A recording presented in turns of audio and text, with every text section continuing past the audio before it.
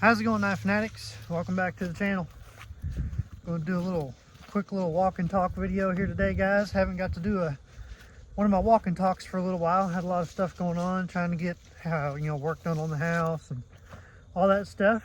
But I'm going to take a few minutes to make a little, just a quick walk and talk video here today, guys. And it is Saturday, or commonly known as Stagger Day. There's all kinds of different, knife version titles for every day, but I kind of like the Stagger Day one. And so for today, for Stagger Day, I grabbed the Cinnamon Bone Stag Damascus Trapper.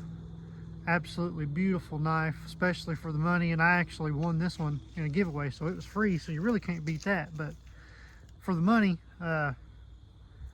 beautiful knives. Absolutely wouldn't hesitate to recommend them to anybody. Beautiful, beautiful knives. I want some more of them. Different patterns in that bone stag, cinnamon bone. And then for my other stag carry, I'll flip you around here and show you what we got. And then for my other Stagger Day carry, I threw the old stag grips on the 1911. I did have the rosewood Punisher grips on it. I switch them out every now and then, just depending on my mood. And I thought today would be good time to throw the stag ones on there. They're not real stag, obviously. They're imitation, but they look good. They fit the hand good. They're a little bit thicker than the other ones. I wish they was a little bit thinner, but other than that, can't complain. Got them on eBay for like, I don't know, 30 bucks or something. And back when Longmire had just come out, if you guys haven't seen Longmire, he carries a 1911 with stag in that show. And I absolutely loved that show. If you haven't seen it, definitely recommend going and watching it. It is an awesome show. But I had the Stag 1911 craze after watching that show. I had to get me one, so that was the first thing I bought when I got this gun. Was I looked up some stag handles. So that's my other Stagger Day carry. So just a quick little topic that was on my mind for today's walk and talk, guys. I don't know that if anyone's interested, but kind of, I use these walk and talks to just kind of talk about stuff that's on my mind, or maybe stuff that's going on or whatever. And so this week, well, yesterday actually, we lost one of our oldest horses that we've had her.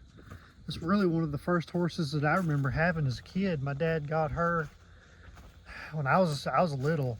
Say she was 28 years old, which is, that's a pretty good life, for a horse. So you really can't complain there. She definitely lived out her life, but man, hated to see her go, for sure. I know my dad did too. He was even more upset about it than I was. But I kind of suspected that she probably wasn't going to make it through this winter. She was getting, she's just old. She's just getting skinny, or she wasn't able to get the nutrients out of her food, just like people, when you're younger, you can't metabolize food the same and get the nutrients out of it. And but she'd been doing pretty good. It was kind of strange, when it was feeding time, up here in these hills and this farm, this woods, I can whistle for them and they'll come. They'll come in a dead run, as long as they can hear me. And she would outrun the young ones. She'd be the first one there. She'd be leading the pack. It was kind of strange. And then just say like 2 days ago, we noticed she was just walking, real slow with her head down and act like she's having trouble breathing. And so we took her to the vet, and he just said, I think she has an abscessed tooth and maybe getting an infection. And he said that he thought that maybe she had aspirated and got some fluid in her lungs that was trying to set up pneumonia. So we gave her some antibiotics and gave us another shot to take home to give her in 3 days, he said, 3 to 4 days. And then was setting up a dental appointment to have her, see if she had an abscessed tooth, to get that taken care of. And so we was waiting for that 3rd day for the shot, and to give her that next shot. and she didn't make it. She kind of perked up. It seemed like the antibiotics had helped her a little bit. We thought, well, maybe she'll pull out of it. She was still kind of moping around and walking slow, but she was grazing and stuff. She was out here grazing, and so I was cooking up there at the house. I was cooking, and we seen her go by the window. She was kind of walking real slow, and my dad, he said, well, it's almost the 4th day, and they said if she was looking bad that you could go ahead and give her the shot anyway, so I'm gonna go ahead and give her that other shot. And I said, all right. And I was cooking, so he went to go find her and give her that shot, and he didn't come back for a little while, so I went looking just to see, make sure everything was all right. And sure enough, she was down out here in the field, actually right here where I'm standing, kind of in this area. You can't see too well on camera, but so she was laying right here by these trees, and she was literally grazing. She had a mouthful of grass she was eating, and her ears were perked up, kind of like she was feeling a little bit better, and she literally just laid down right there and died. So just way it goes. But like I said, she was 28 years old, so you can't really feel cheated. I mean, it's a pretty good life for a horse. So anyway, she was a good one though, man. I don't know how many horse people I got watching the channel, but she was one of them. She was a Mustang. She was actually rounded up as a filly out west with her mama. Her and her mama were rounded up out there, and we got her because however she ended up to Kentucky, I don't know. But like I said, I was real little when we first got her. But the reason that we ended up with her, we got her for free, and it was because she was feisty, man. She was a handful. And the people that had her, my dad at the time, well, my stepdad, I use that word interchangeably because my stepdad, my biological dad, they're both my dad. So but anyway, he was building horse barns and horse arenas at that time, and one of the people that he was, I don't remember if he was building them a arena or just working on theirs or something. He was doing something at their place, and they had her and couldn't do nothing with her. And she was a little, she was weaned, but she was still a filly. She was still little, a baby, and they couldn't handle her, couldn't do nothing with her. She'd run them out of the field. And my dad, he's always had a way with horses, and he was never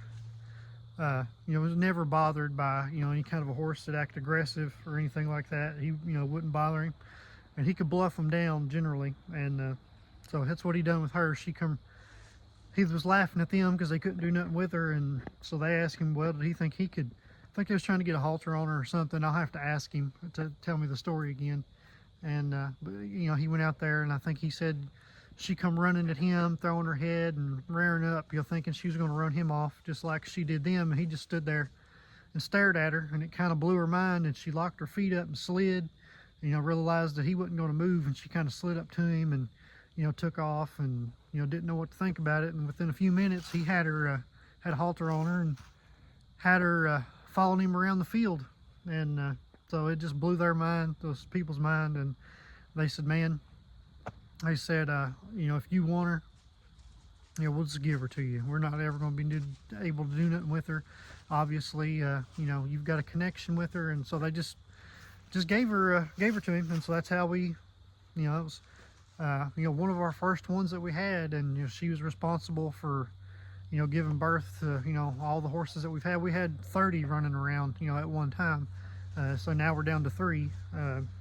Yeah, it's just one of them horses, man. Just one of those ones that you'll be hard to replace. She's just she was the lead mare.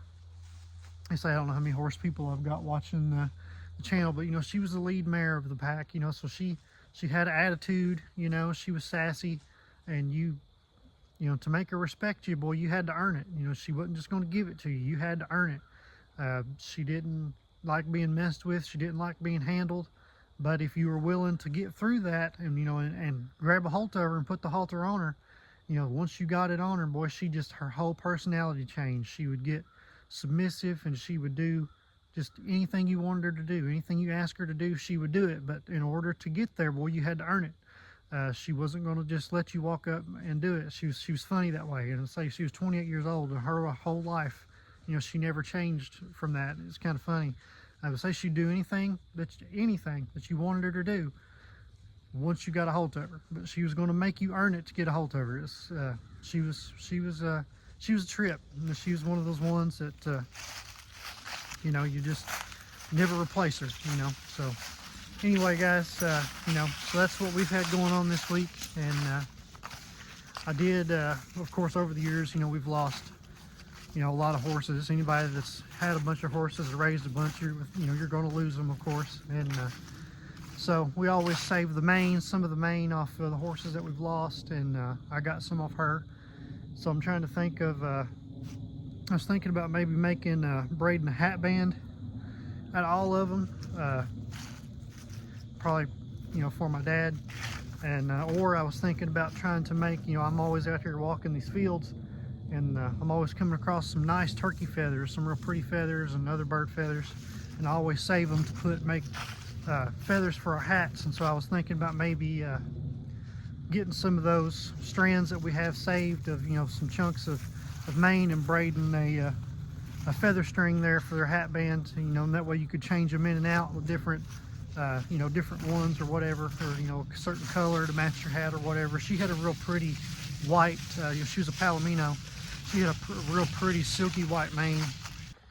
So if you guys got any thoughts on how to make something like that work, you know, comment, let me know what you think. I know we've got a lot of very, very talented people out there, especially in the knife community when it comes to making stuff, you know, like the Flint Knapp work that Red Eyed Patriot does, and all the guys that's doing the leather work. You know, SJ Relics, of course, makes some beautiful leather work, and there's other ones out there.